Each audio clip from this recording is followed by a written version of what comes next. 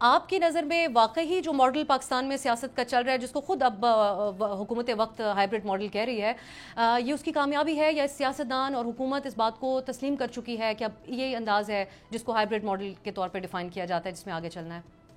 देखिए, दुनिया ने तो इंगेज करना है पाकिस्तान में जो पावर में है इस वक्त बिलखुसूस हाइब्रिड मॉडल है, इस पर कोई दो राय नहीं हो सकती। लेकिन मैं नहीं समझता कि ये सिर्फ फ़ौज का ताल्लुक है अमेरिका के साथ। आने वाले हफ्तों में, दिनों में जो मैं सुन रहा हूँ वो ये कि तिजारती डील के लिए डेप्यूटी पीएम भी आएंगे वाशिंगटन मुज़ाकरात करने के लिए।